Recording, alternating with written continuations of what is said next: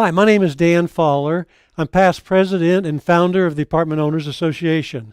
I have a quick announcement to make now. Be sure to stay on the screen. Stay on the screen, stay on this live streaming after this question and answer session. New laws have been proposed at the Los Angeles City Council yesterday that are going to do great damage and great harm to housing providers. I don't know, they're trying to destroy the housing industry, it seems. They're trying to create more homeless, it seems, with the laws that they passed.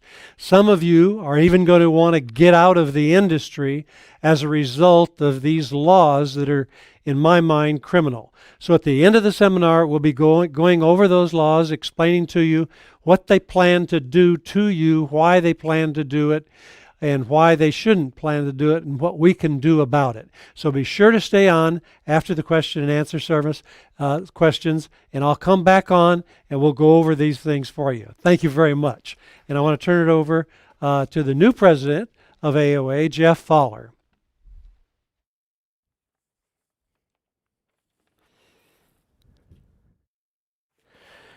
Well, welcome everybody. Thank you for joining us today. We're going to be talking about the DSTs. We have an expert coming in to do that for you. And this is a live event, so we will take your questions. And if you're watching from AOAUSA.com, there's a blue little help button at the bottom. You can click on that button and you can type in your question, and then that question will get to me. If you're on YouTube, Facebook, all those questions will be brought to me and we'll answer those for you. And anyway, this is a live stream, so if you're catching this event after the fact, it's probably because you need to, either you were working or maybe you haven't subscribed to the AOA USA YouTube channel. So go ahead, subscribe, hit that notification bell. Then that way, whenever we go live, you hear it, and that'll give you a chance to ask those questions live. And so today, our topic is the DSTs, and it is sponsored. It's brought to you today by K Properties. They have over 115 years of experience collectively. They've done over $20 billion worth of DSTs. Just an incredible amount of work that they've done, nationwide company, and they are experts in this field. So I'm super excited about having them speak with us today. And so on to our speaker. Our speaker today is headquartered in Los Angeles, and his expertise is 1031 exchanges and direct investments.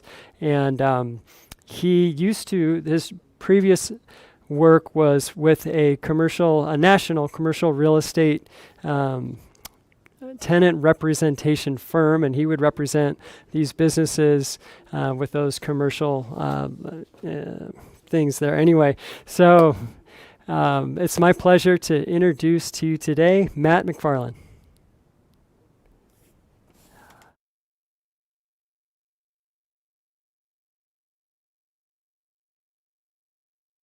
For joining us today, and thank you to the AOA for having me on. I really appreciate each of you taking the time to hear a little bit more about the 1031 exchange and the Delaware statutory trust properties. There's a lot of people asking right now, what do they do with the proceeds from the sale of a property? We all know that the market is doing tremendously well. Folks are seeing all-time high prices on their apartment properties from a number of economic factors. Many California property owners too, on top of that, dealing with very tenant pro regulation and laws that are creating a really unfortunate situation, and many times from a management perspective. So in this presentation, over the next few minutes, we're first going to talk a little bit about the 1031 exchange, what that is, what investors should be aware of, and then we're going to transition into a little bit about the Delaware statutory trust properties, which is our specialty here at K Properties, and I believe there will be a quick question and answer session following. So thanks again for being with us. My name is Matt McFarland. I am a vice president here at K Properties. We are based in South Los Angeles, in Torrance, and have offices all across the country. So without further ado, let's jump right in here with the 1031 exchange. So the 1031 exchange, as many of you may be aware, is part of the Internal Revenue Code. It's been around for almost 100 years now. Think of it as the avenue by which taxes are deferred upon sale of a piece of investment property. So if a real estate investor is looking to sell a piece of investment property, they're able to exchange that property for another like-kind property that's held for productive use in trade or business or for investment. And we're going to unpack that just a little bit here as we go along. So what does like-kind mean? This is a question that a lot of people can get hung up on sometimes. Like-kind refers to the type of the property that must be exchanged rather than the asset class of the property. So like-kind, once again, refers to the nature or character of a property and that it must be held for productive or business use, or in other words, investment purposes. At the bottom of the screen, you'll see a few examples of like-kind properties and what this could look like in a 1031 exchange: an office property exchange for an apartment building for raw land for industrial property, single family rental for a duplex, farmland for apartment. You could see, there's a pretty broad range in terms of what qualifies. Any piece of property, real property that's used for business or investment purposes. There are a number of rules and guidelines that 1031 exchange investors must be aware of and follow when successfully completing a 1031 exchange and being entitled to the preferential tax deferral treatment. These 5 major aspects are mapped out here, and we'll quickly go through that before we transition into some different options for investors to consider. The first and foremost is the investor must use a qualified intermediary. So upon close of the relinquished property or the property that's being sold, the funds must not come into the investor's direct possession, but rather they must be sent to a qualified intermediary. Think of the qualified intermediary as the individual who administers the exchange and receives the funds and redistributes those funds per the discretion of the investor. Number 2 here on the screen, you'll see 100% of those net sales proceeds must be reinvested into the replacement property. And number 3, a purchase must be equal or greater value than the replacement property sold. So if you sell for $1 million, you got to buy for $1 million or more and reinvest 100% of those net equity proceeds in the process. And then number 4 and 5 have to do with the time frames that are affiliated with the 1031 exchange. The tough one that many investors come across is that first one, the 45-day identification period. So an investor has 45 days from the time that they close on their relinquished property to designate or identify their replacement options. As you can imagine, especially in today's market, with relatively low inventory, that 45 days can come and go very quickly. And typically this is the major stress point for 1031 exchange investors. Lastly, we see a 180-day close window. So an investor has 180 calendar days, roughly 6 months, to actually close on the properties that were identified within that first 45 days. So moving into kind of our platform and what K properties we specialize in. We specialize in an investment vehicle that's known as the Delaware Statutory Trust, or DST for short. This is one of many options that investors can consider when it comes to doing a 1031 exchange. And this is really more the option that investors would take if they're looking to distance themselves from active management, they want to move out of state, maybe into a more business-friendly environment, and they want to diversify. And we're going to unpack that just a little bit here over the next few slides. So the first, most obvious question, what is a DST? DST is an entity that's used to hold title to real estate. Very similar to any other type of entity, an LLC, partnership, family trust. The major difference here is that unlike an LLC or some of those other ownership entities that I just listed, the DST does in fact qualify as like-kind property for a 1031 exchange. Back in 2004, the IRS issued a revenue code ruling where they firmly established the Delaware statutory trust structure as one that will indeed qualify for 1031 exchange investment purposes, and really since has become the primary alternative group ownership investment vehicle when it comes to 1031 exchange investment.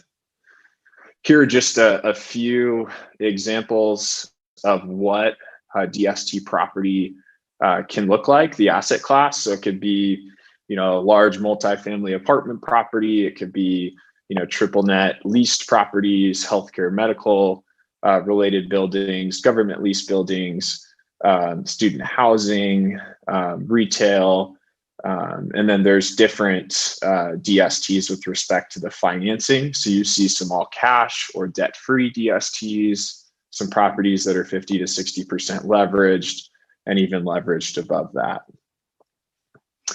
So the two major aspects of what makes the Delaware statutory trust, I'd say, attractive for many investors who are kind of at or nearing that retirement age. Maybe they've owned real estate for 30 to 40 years.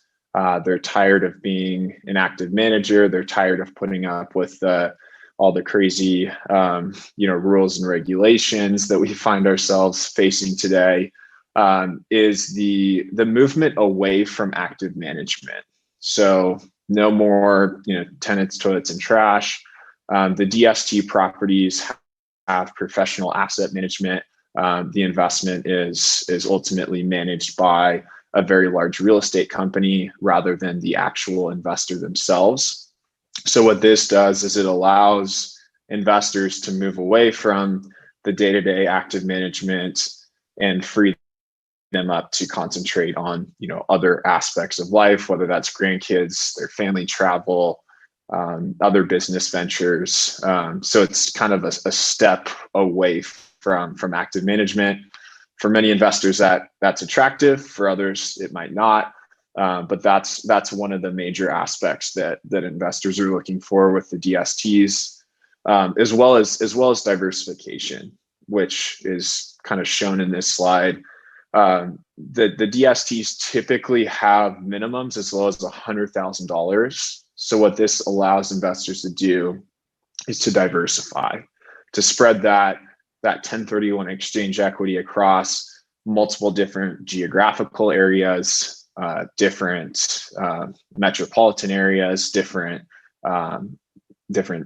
DST companies, different property types, and really create a passive, well-rounded portfolio of investments that are professionally managed for them, spread across multiple different domains. So in this next section, just quickly going through some FAQs for DSTs. The typical minimum we already stated is about $100,000. In terms of the tax shelter, the DST structure allows investors to typically benefit from depreciation and other tax write-offs. At the end of the year, the investors actually get a substitute 1099, grantor letter, profit and loss statement that allows them to apply depreciation, interest deductions, other tax deductions like they're accustomed to doing in their current rental properties. It all goes into Schedule E on the tax return, so it's treated very similarly than any other type of investment property. In terms of the distributions, the DST properties typically distribute on a monthly basis. So there's monthly distributions. What that distribution amounts to is the investor's pro rata proportionate amount of the net rental income that is achieved on that property. In terms of the appreciation, when the property goes to sell, the investors receive 100% of their proportionate amount of the appreciation net of sales costs.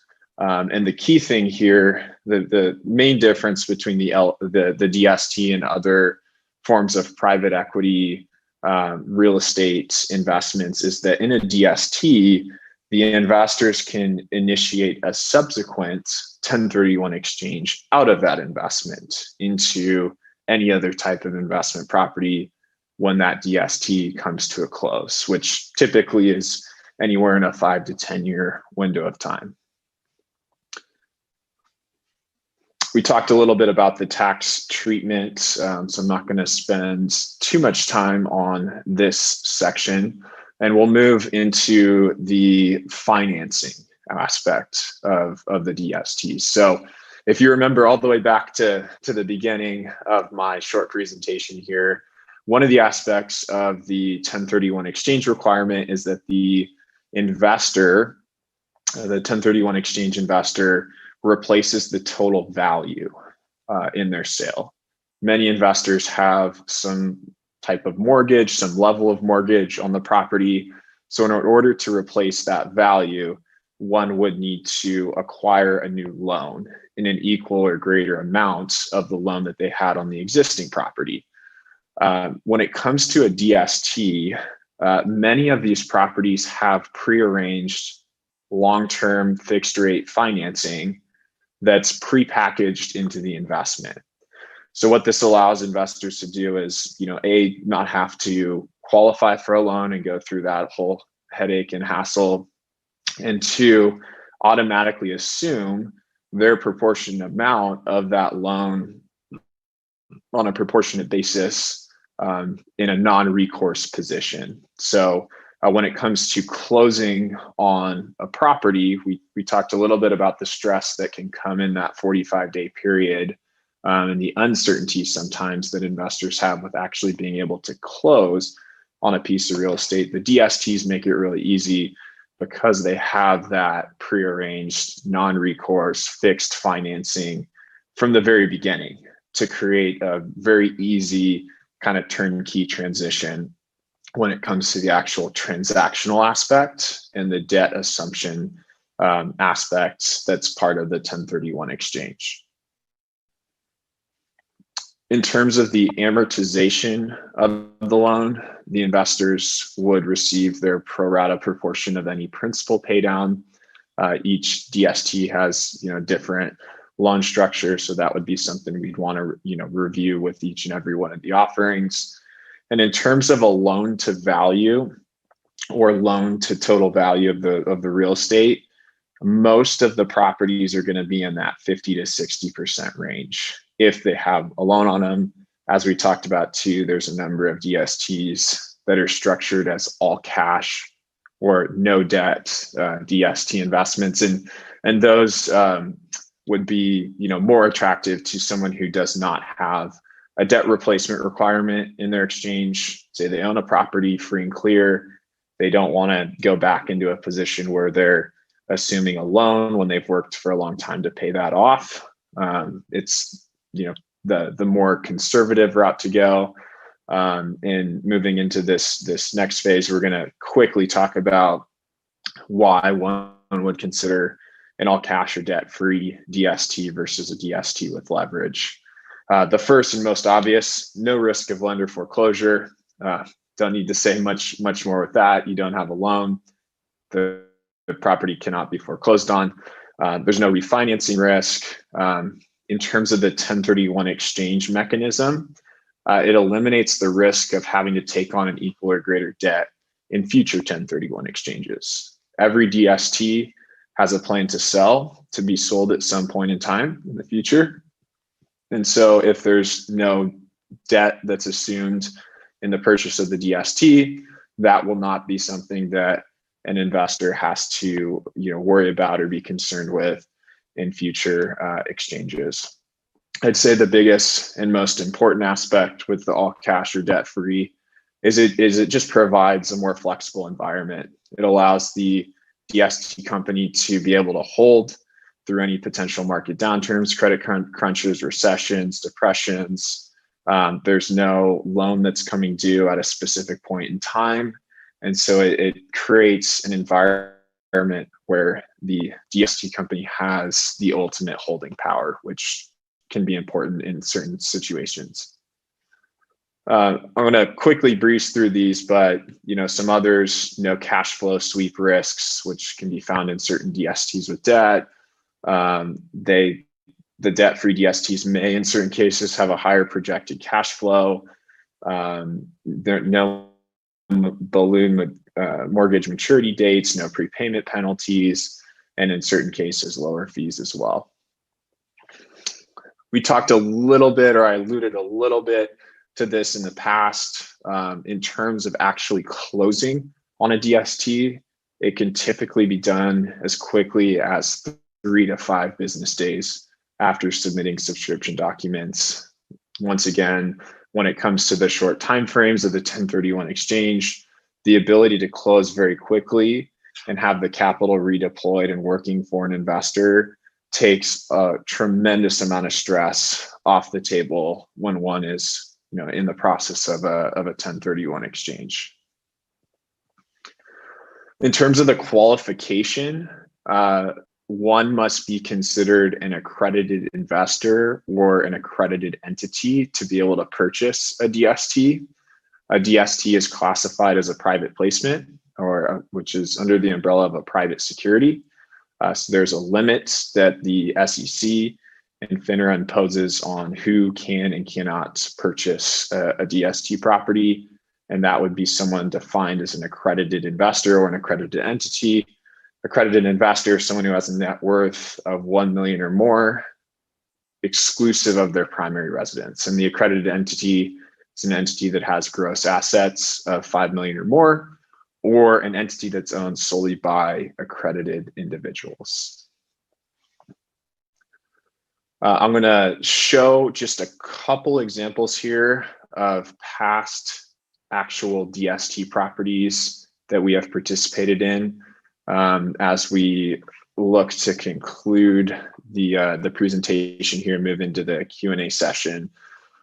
Here's a FedEx distribution facility in Winston-Salem, North Carolina. This one's an all-cash debt-free DST.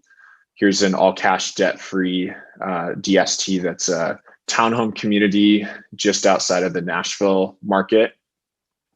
This is a debt-free medical property in Atlanta. Here's a debt-free Walgreens property in Phoenix, Arizona.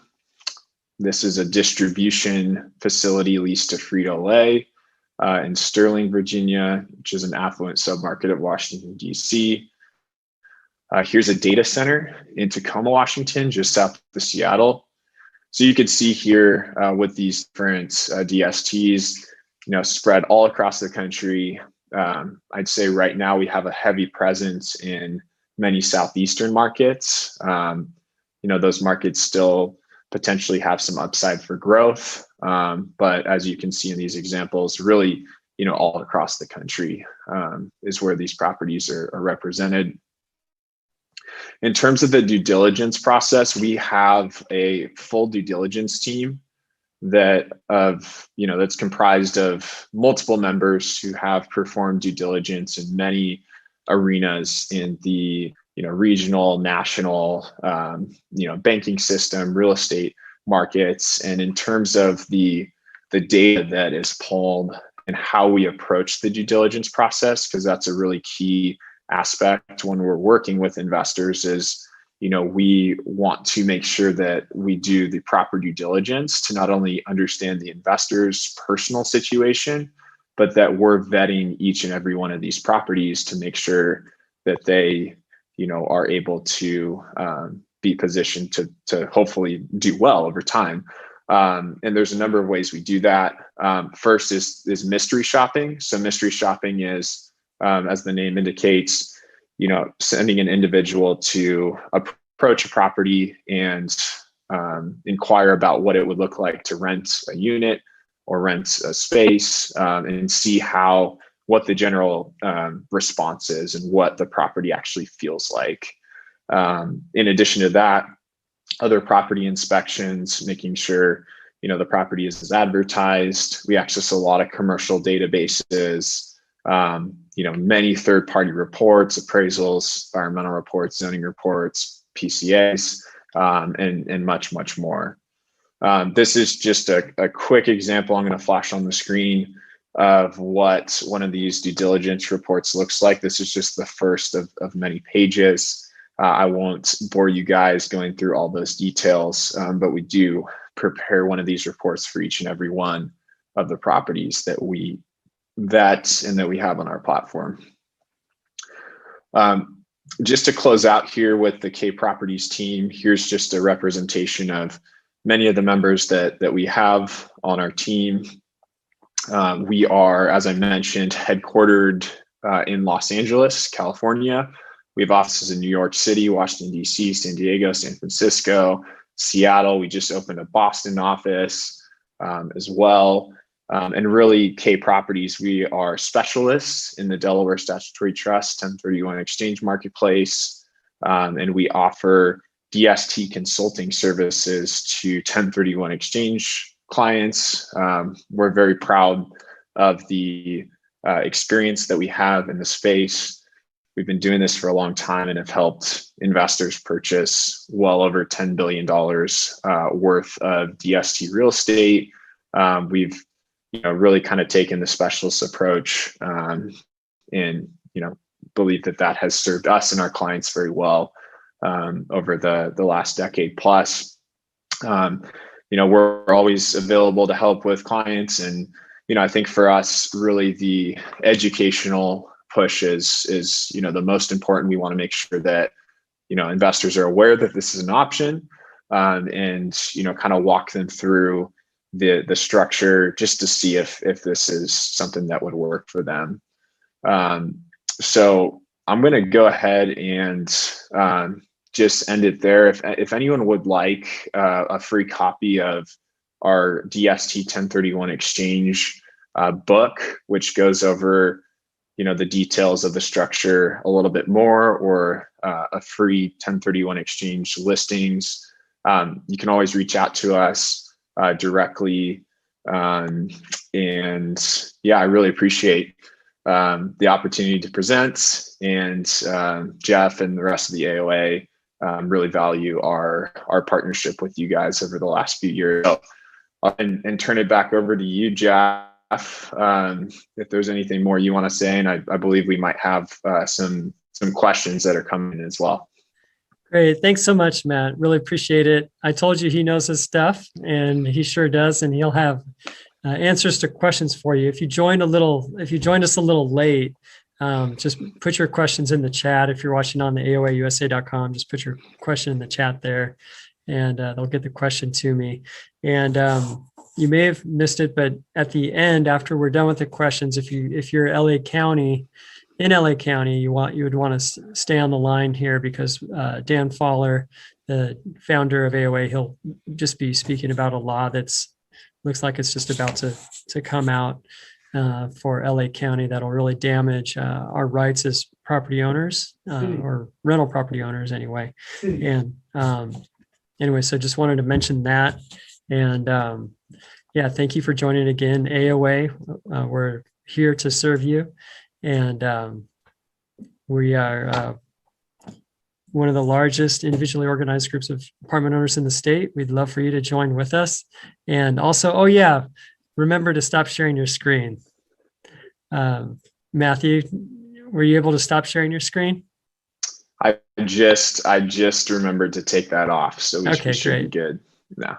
Okay, very good. Okay. All right. Well, thanks for remembering.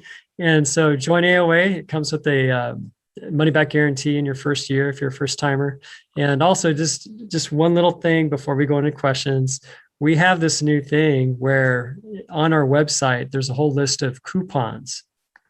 And so you can go online and see the coupons, depending on whichever area you're in. And I think there's probably a little video that's playing about that. And anyway, so that's kind of a cool thing that we're trying to do. And Cape Properties, you might be on that list, actually, Matt. If there's some sort of a discount, then you guys as advertisers, you actually will be part of that. So we want to help out all of our advertisers, including Cape Properties too. So, and anyway, so that's just one little thing. There's lots of stuff, but we're going to get started with questions. So thank you for bearing with me through the little office keeping. Oh yeah, and next week we have another live stream that's going to be about the California rental relief. We've done LA City, we've done Northern California. Next week is going to be Southern California and even San Bernardino, Orange County. So anyway, thank you for sticking through with that stuff. Here we go. On Facebook, Charles, is there a contractually mandated liquidation date in DSTs? That is a great question, Charles. And the short answer is there is not. Ultimately, each DST investment has a projected hold period. And it's projected really because we don't know exactly what the future is going to hold, what the economy is going to do. So if a DST company projects that they're going to be able to do X, Y, and Z and sell the property in, say, 6 years, they want the ultimate flexibility to be able to either hold longer and work their way through maybe a soft part in the economy for the ultimate benefit of the DST investors, or if a crazy unsolicited offer comes in early that's too good to refuse, they don't want to be in a position where they miss out on that either. So there is some flexibility with there, hopefully, for the benefit of all those that are involved. Great. All right. And then on YouTube, Bob, please explain the difference between a DST and a REIT. Absolutely. And this is a question we get very frequently. So REIT, Real Estate Investment Trust, DST, Delaware Statutory Trust, very similar from an overall perspective of being able to buy real estate in a diversified manner. I would say the biggest difference between a real estate investment trust is you're buying stock or shares of a real estate company that then goes out and acquires property. As more shares are purchased, as more capital is raised, more and more properties are acquired, and your capital is therefore spread out across a large array of real estate. When it comes to the Delaware Statutory Trust, you're actually buying into a visible, intangible, either single property or grouping of properties that you can clearly identify from the very onset. The IRS has approved the DST versus the REIT, which would not qualify for the 1031 exchange for exactly that reason, because you own an undivided interest in a tangible piece of property that is not subject to change with a finite and capped value versus a REIT, where a company is ultimately raising capital and continuing to purchase property, and that ownership is connected to share value in a company versus interest in a tangible piece of property. Great, thank you. And Dan has loads of questions here. What's the biggest risk of the DSTs? His first question. Yeah, so with that, there's always risks when it comes to real estate, whether it's held in a DST structure or any other piece of property that's purchased outside the DST structure. So one would really have to be just aware of every aspect of the real estate, from, of course, location, how the property fits in a given market, the asset class, the lease terms, the loan terms. All of those are going to have some amount of kind of push on the risk factor. I mean, even a debt-free DST property, you don't necessarily have the risk of the property being foreclosed on, but there is no guarantee that your tenants are going to pay rent. So we want to look at the quality of tenants, the renting demographic, the areas, all those things. And then on top of that, when it comes to the DST, I think our approach isn't necessarily to pick the winner, to pick the winning horse, so to speak. We're looking to diversify and spread the capital across, an array of high quality assets to, avoid that situation where, you pick the one property and that property were to underperform. And also when it comes to the due diligence process and when we're consulting with an investor, I think it's really important for us to understand their risk tolerance, because each and every investor's kind of risk tolerance and where they're coming from is slightly different. And we want to create a custom approach in terms of what types of properties, how we structure the portfolio and work with them on an individual basis. Great. And Dan, there's what we do with our AOA seminars and our million dollar trade show is that we have people get in a line. They get to ask one question and they have to go back to the end of the line. So what we're going to do, I see your questions there. I'm not going to totally ignore them, but we'll let everybody ask a question. Then I'll get back around to those if that's all right with you. And we'll just keep going. Aren't you guys ready for a trade show? Wouldn't it be nice to have one? It's coming, but not yet. Next year, hopefully. Next year. Okay, in the chat, it's Victoria. What's the average rate of return on a DST? And that was actually one of Dan's questions too. So great question, Victoria. Yeah, great question, Victoria. In today's market, the starting year one projected cash on cash returns are going to be anywhere from about 4% to about 6.5%. Each property is, obviously a little bit different, and the cash flows are projections, right, built off of assumptions that people will pay rent. But that's typically what kind of the range you can expect with the projected starting distributions. Great. Okay, and yeah, Dan, man, everybody, you asked such good questions. Other people are asking some of your same ones. So here we go. Thanks, Bob. You can say thanks to Bob. What fees are charged by DST management? The property, you have these. Just tell us about that, please. Yeah. Absolutely. Yeah. So ultimately, when you move from an active role in your real estate managing to a passive role, there is someone that is doing the management work for you. In terms of the DST properties, in terms of the fees that the manager would charge, really are twofold. The first would be a property management fee, which is, I'm sure most of you are familiar with what that is. The nice thing with this is we're typically dealing on an institutional level. So you're not going to see an institutional property manager charge, 6 to 10%. In most cases, it's 2 to 3% from a property management fee perspective.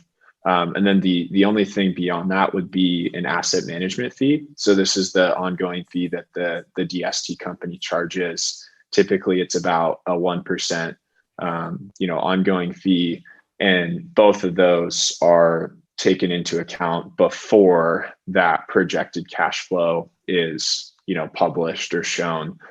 So going back to the last question, that, the 4 to 6.5%, the kind of projected return, that is a net cash flow to the investors after any and all fees have been accounted for. Great. And does that, was it a sponsor company? Does the sponsor company actually do that in-house, the property management, or are they outsourcing that? It's a great question. Yeah, most DST sponsor companies actually do not do that in-house. They contract it out to a third party. You can make the argument either way, but they would say that if they're in a position where they're hiring someone else to do it, they also could fire them if they're not doing a good job, and they could be replaced. A lot of times too, these DST companies, they may have 40,000 units that are managed by a single property manager. So they're able to get preferred pricing and economies of scale and all that. And then, lastly, they're ultimately asset managers, they're investment companies. They're not necessarily in the business of property management. So they decide to, outsource that to another company.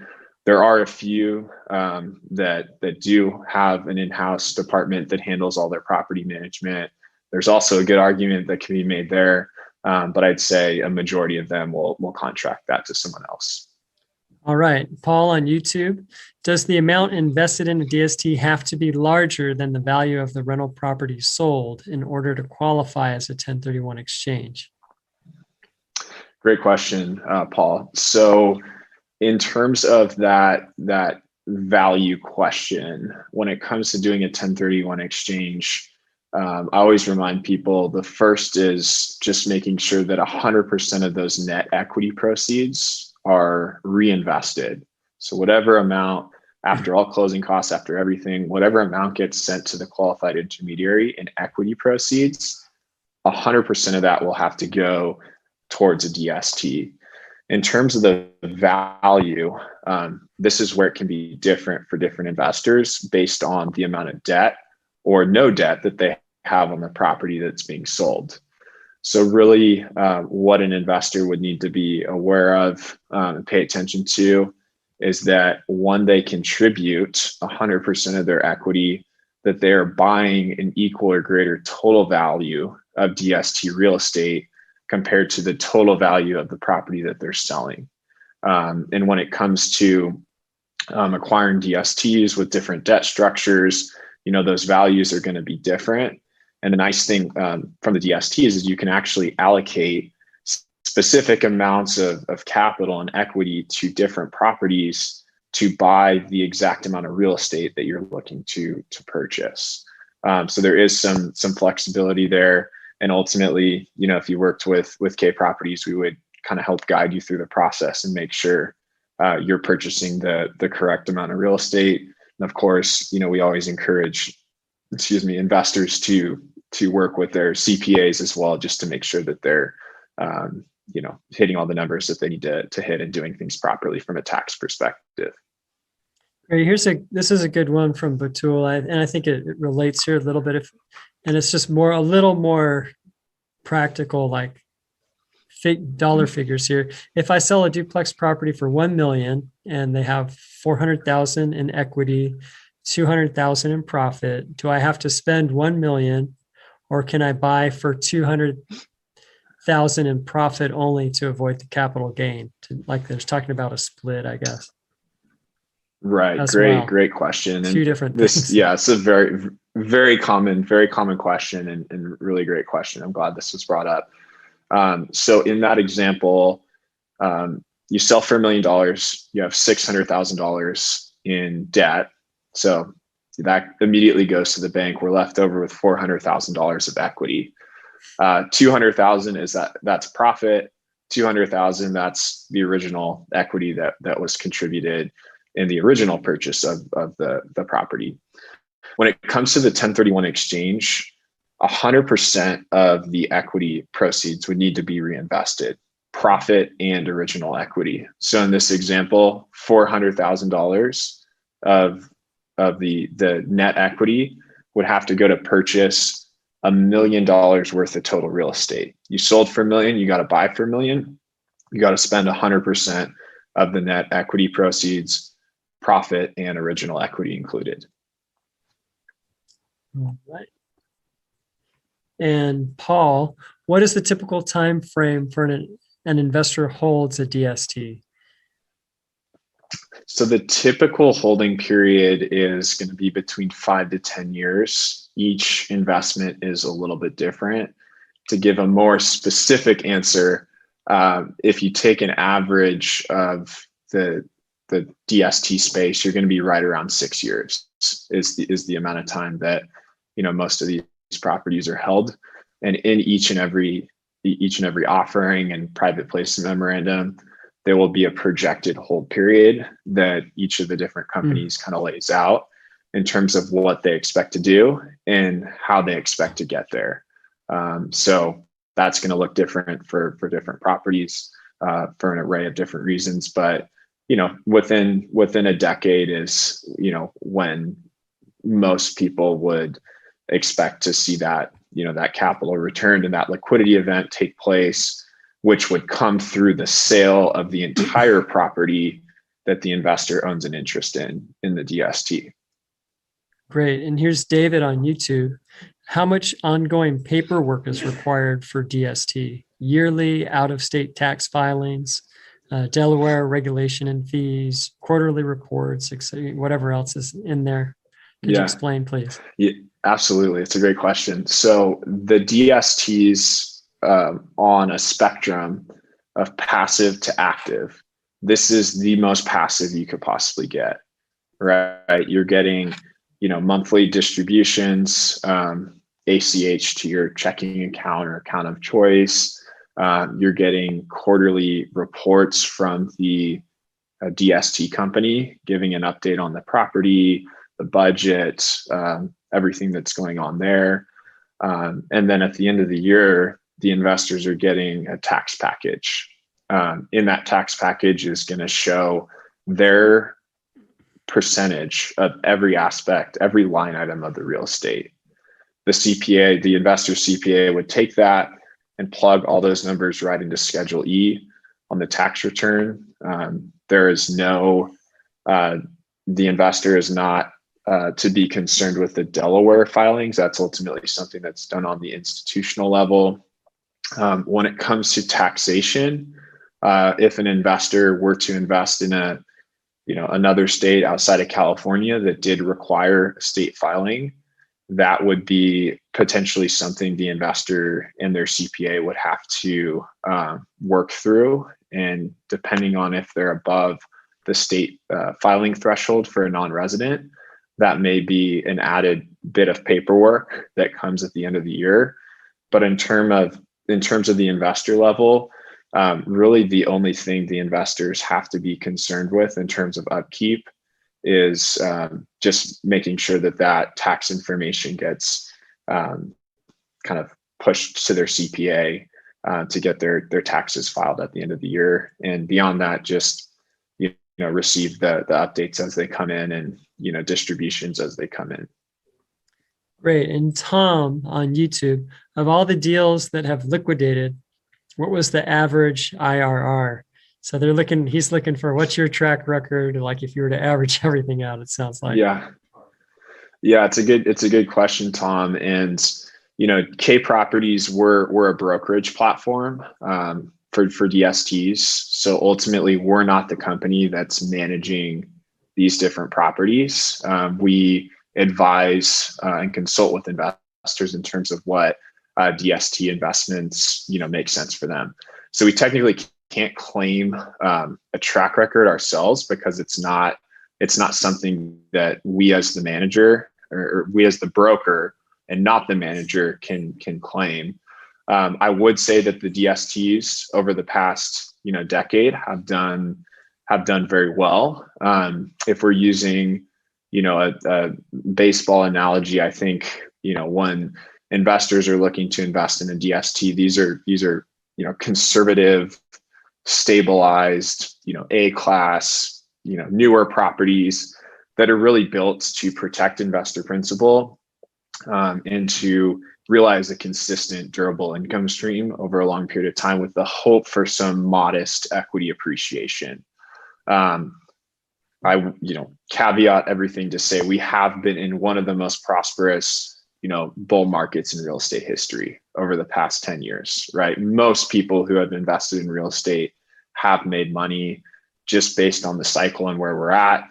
I don't know if that will continue. I sure hope so. But if we look back on history, most likely not to the same degree that we have seen. In terms of like IRRs, for most of the properties, and of course, every deal is different, anywhere in the high single digits to low, double digits, low teens, mid-teens is where a lot of these properties have done. We've had properties that have done better than that. We've had investments that have done worse. So it's difficult to put an exact figure on it. as we've, helped investors invest in DST real estate worth, over $15 billion. There's just a lot going on there, but hopefully that helps clarify a little bit what the expectation is in terms of the return. Great. And on YouTube, Mr. Hanley Man, is there any issues with owning a DST by a California LLC? Absolutely. Yeah, absolutely not. Most of our California investors either take title under their LLC or their family living trust. So that would have would not be an issue whatsoever. Ultimately, the investor is purchasing a specific amount of interest based on the amount of capital that they're contributing to the DST. And the way that interest is owned is depending on how the investor owned the relinquished property, right? In a 1031 exchange, title must be taken the same way that it was held. So if it's owned in an LLC, it must be taken in the LLC. And there would be no issue with the California LLC or any other state LLC for that matter. And this question, I think it should go together here. What if a minority of the members that are holding that LLC are not qualified investors? Is it looking at the LLC as an entity, or is it looking at each individual investor in there? Mm-hmm. Yeah, so when it comes to the accreditation requirement, the entity itself would have to qualify on the entity level, which is gross assets of 5 million or more.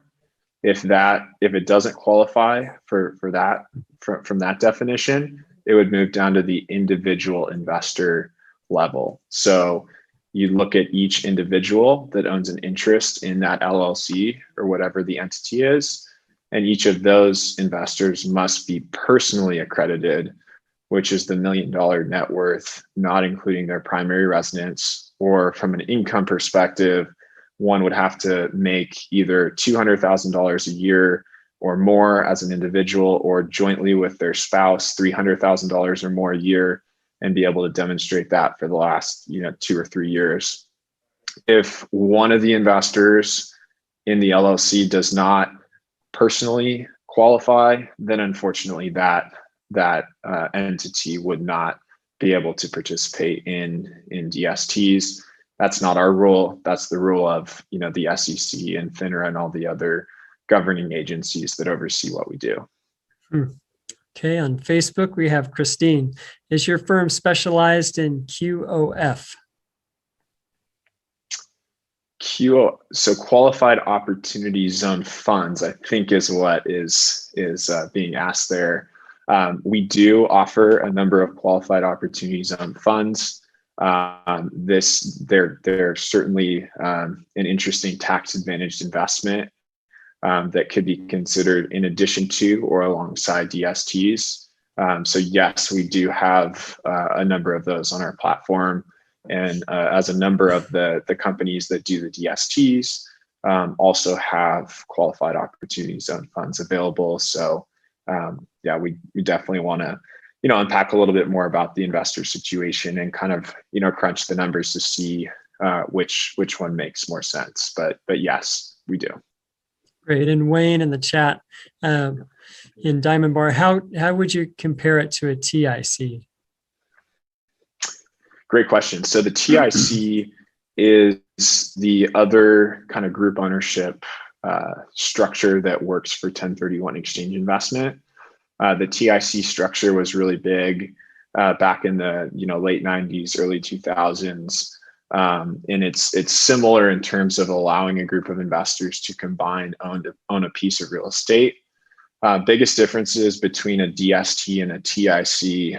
In a TIC, the investors have voting rights, and every investor must agree for every minor and major decision that's made on the property. There has been some difficulties in the past getting a group of 35 investors to agree on one thing, which has potentially created some issues.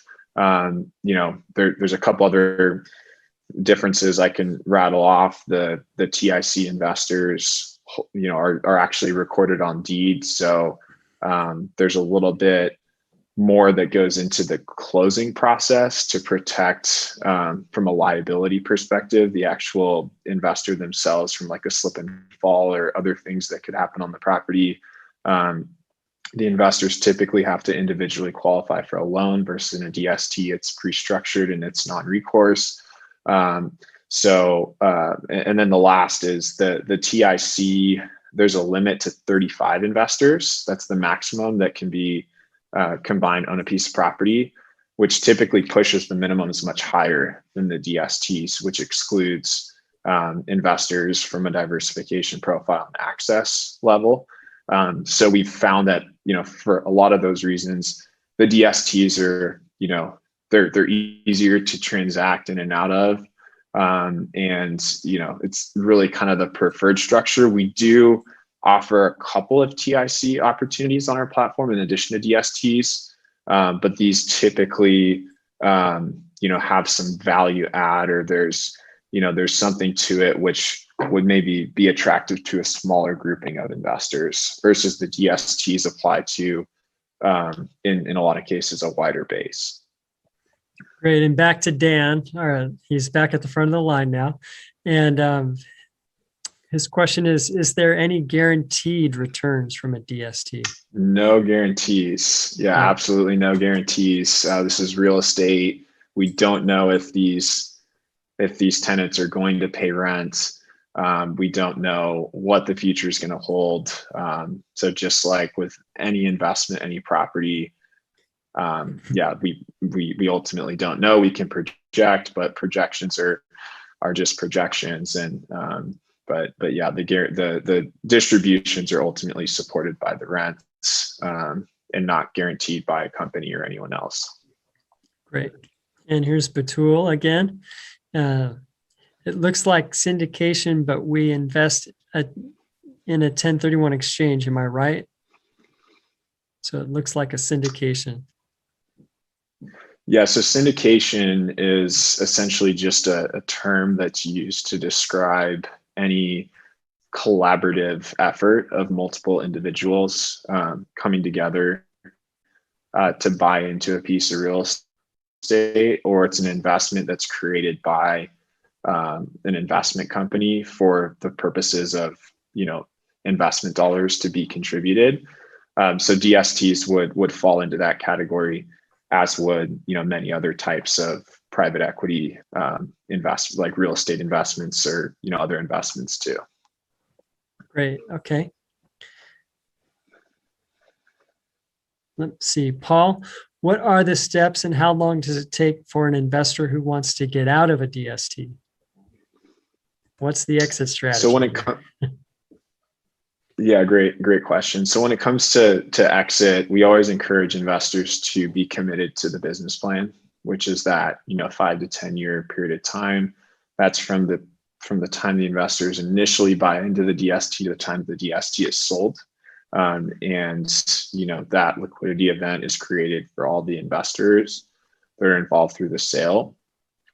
There is the ability to sell interest early. It's a little bit more complicated of a process, but it is possible. The DSTs are a sellable security, and we have helped and continue to help a number of our investors who are looking to sell their interest early, but it's not something that should be a primary kind of plan going in, if that makes sense. It's something that can be done if an emergency or if a need arises in the capital, if the investor needs the money for whatever reason.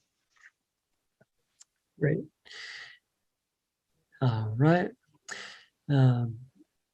Christine, what are the most effective ways to get access to your firm's list of QOF props? I'd say with QOZ, the QOF, the DSTs, any other investments that we offer, the best way is to reach out, to us directly, speak with a K Properties registered, representative like myself, and we can get you set up to view the different opportunities. And I believe, our website and contact information is displayed, so you can yeah, just reach out to us and we'll be happy to get you set up to view some more information. All right. This is coming in the chat on the AOAUSA.com website. It's from Wayne and Diamond Bar. What's the difference between rate of return and internal rate of return? So internal rate of return typically is the cash. It's defined as the cash flow plus the appreciation, factoring in the time value of money. So there's a time value coefficient there. Rate of return typically just refers to the cash flow, right? The distributions that are realized along the way. I believe that is what Wayne was asking. Yeah. All right. Hey, I told you guys he knows his stuff, doesn't he? Michael on YouTube, please re-review the fees. Yeah, and Michael, I would say, each and every DST has a slightly different fee structure.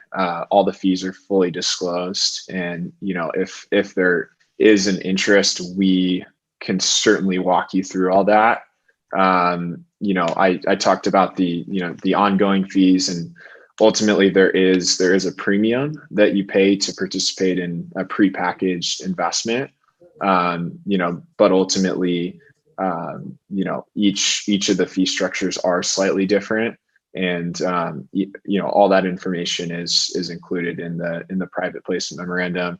Definitely reach out to us, and happy to talk all about that and actually take you through certain examples. So yeah, definitely feel free to reach out to us more on that. Great. Well, we're just way over on time here, but let's just take a couple more, one or two more maybe. Let's see. Batul, can we find a property and work for you to put it into a DST, or do we have to work with you and invest in yours only? Yeah, so we, when it comes to the 1031 exchange, we really focus just on the DSTs. When you're looking to hire someone to sell your property, I would encourage you to reach out to the AOA. They have a great brokerage department that can get you all the information that you need. And I've talked to a number of their people, and would definitely encourage you to work with them to get the property listed and sold. We would really come in, as that process is being initiated, and when the funds become available, the sale happens, to guide the investors from that point to the reinvestment stage, specifically in DSTs. Cool. Thanks for that. And yeah, you guys can just, if you call to AOA, they can direct you to the brokerage division and get you hooked up. So let's do one more. Let me see.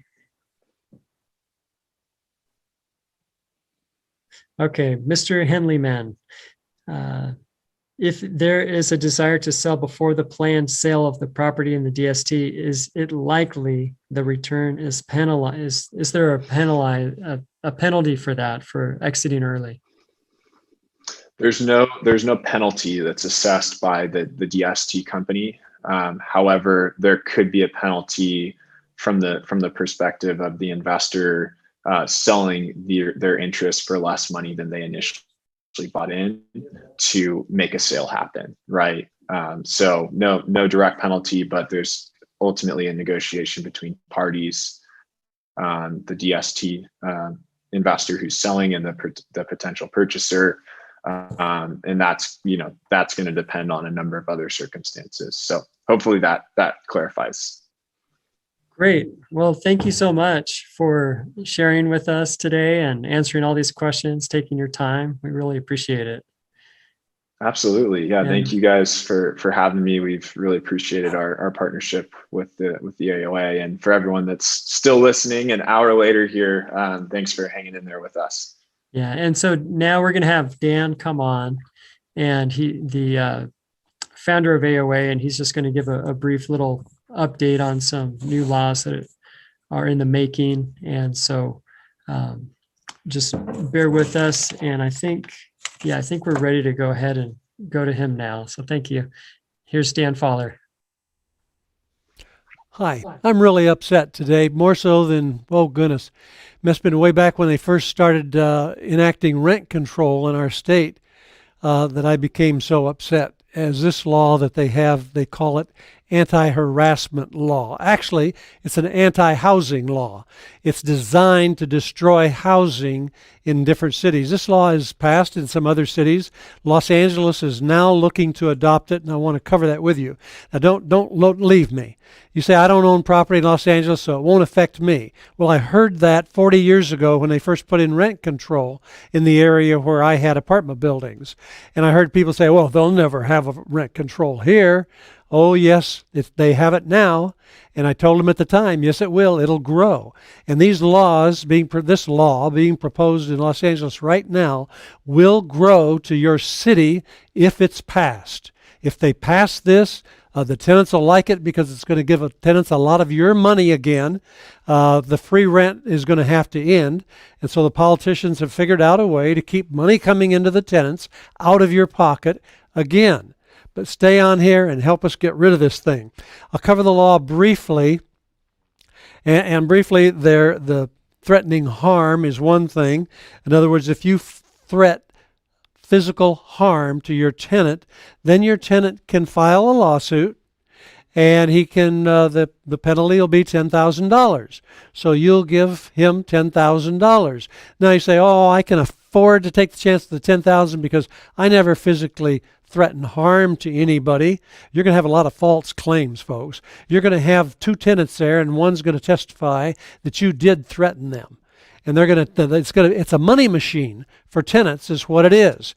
And they'll make false acquisitions against you. You won't break these laws, but there'll be false acquisitions that'll be made. Immigration status.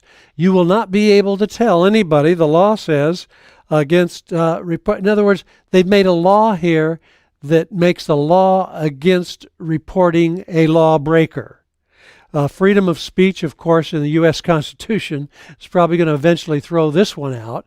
You can tell anybody anything you want as long as it's not a confidentially agreed thing, and it's not confidential, and it's true.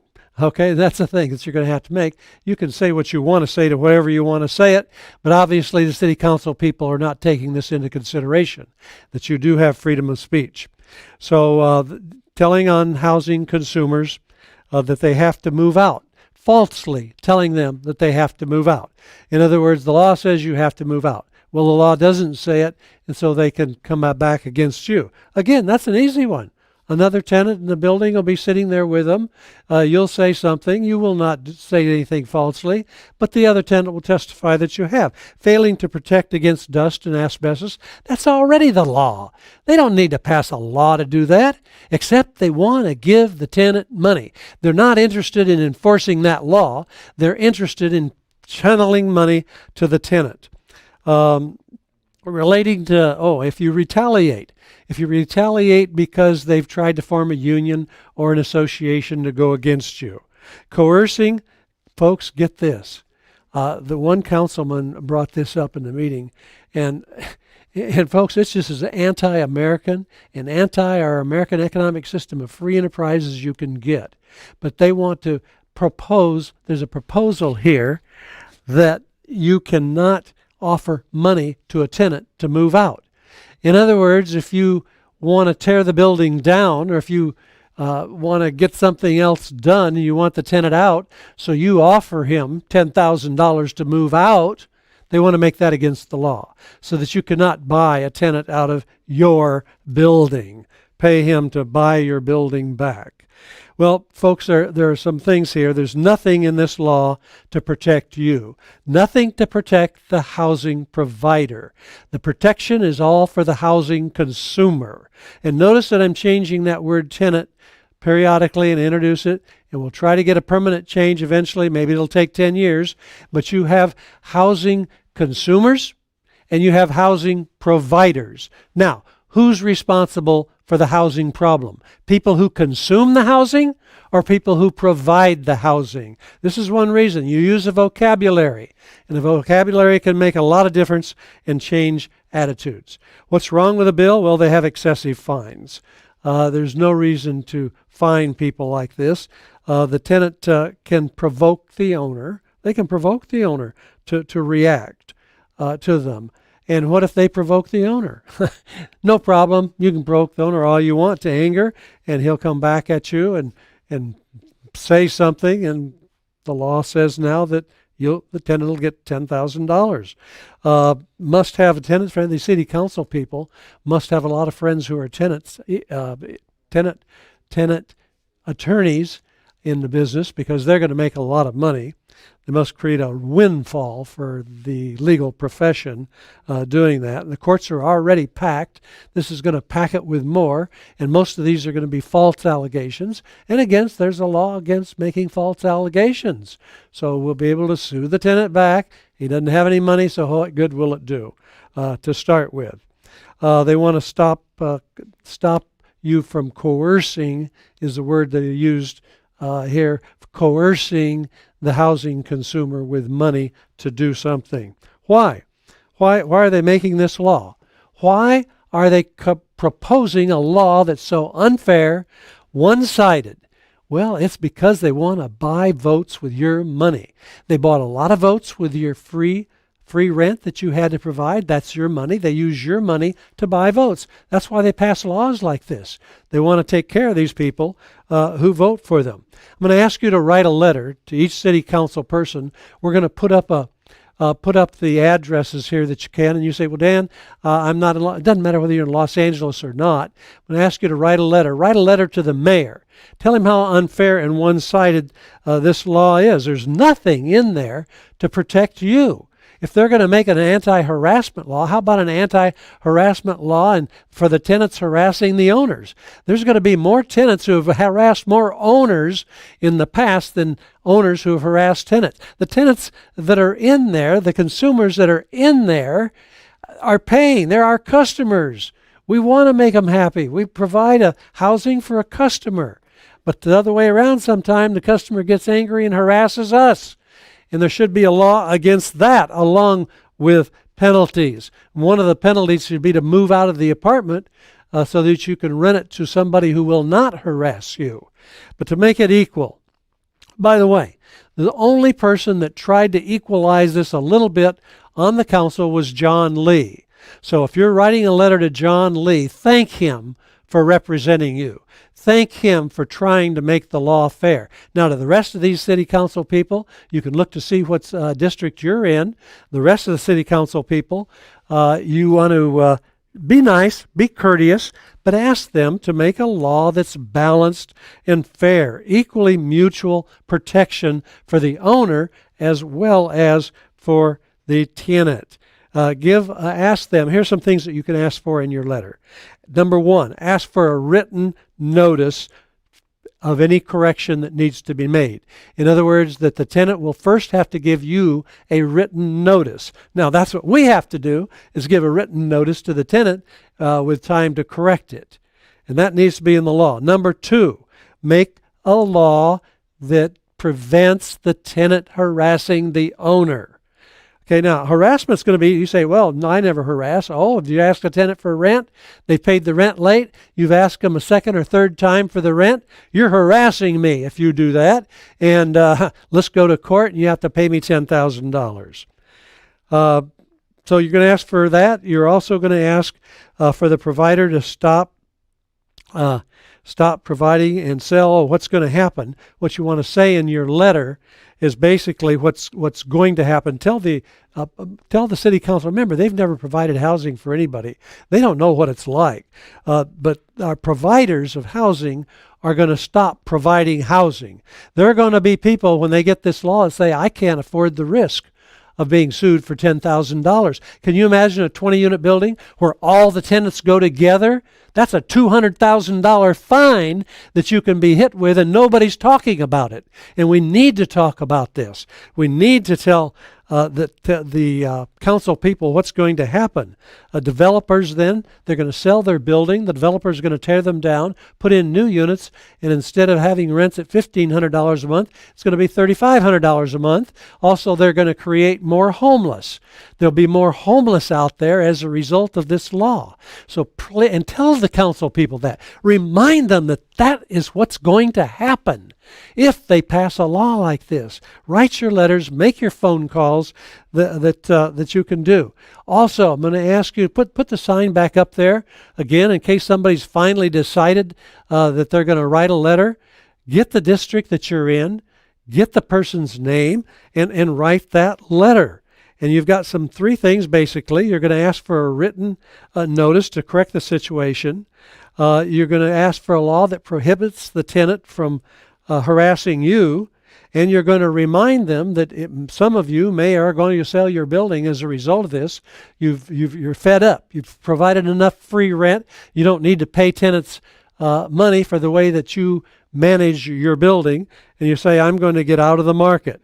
This is an anti-housing law. Also remind them that it's an anti-housing law, and it's going to create more housing than it did before. Now, if you're going to sell your building, I'm going to ask you to use the AOA brokerage. We've been here for over 40 years. We have one of the finest brokerage staffs in the country. We have more buyers, I think, than any other brokerage firm has with our membership. They're standing ready to buy buildings. And so if you do plan to sell as a result of these letters, or you're just going to retire, our speaker today gave you a place to put the building. Because one of the main things that comes up when we start thinking about selling, we get older, we want to retire. Well, what are we going to sell? What am I going to do with the money? The speaker today gave you a good place to put the money. And you can get out of state and get out of California if you want to. Get out of those areas like San Francisco, Berkeley, Oakland, Los Angeles, Santa Monica, that have laws that are so anti-housing providers that we have a housing shortage and we have a homeless problem. They have created it. These laws have created it. People who provide housing have not created this problem. So, but if you do plan to sell, you're ready to retire, or you want to get out of state, again, our speaker today gave you a place to put the money. Remember, diversify your holdings. Don't put all your money in one place and put it in more than just one state, because you never know how a state is going to turn around and start passing laws that'll be against you. Again, call the brokerage. You can call the AOA office, any AOA office out there, 818-988-9200, or we have go on the website and you can contact somebody there. By the way, the writing the letters, if you didn't get those addresses, you can go on the AOA website, aoausa.com / oh my goodness here, / I wrote it down here someplace. Could somebody tell me the / LA City, / LA City, that you can go to on the AOA website, and you can get all those addresses and names and find out what district that you're in. I want to thank you for your help. Please write the letters, make the phone calls, try to make a difference in the industry. Don't sell your building. Stay here. Let's change these laws. I take that back. I'm not going to advise you not to sell a building and not to get out of these laws, but stay here yourself and fight against these laws. I want to thank you for listening today. Thank you very much. We'll see you again next week.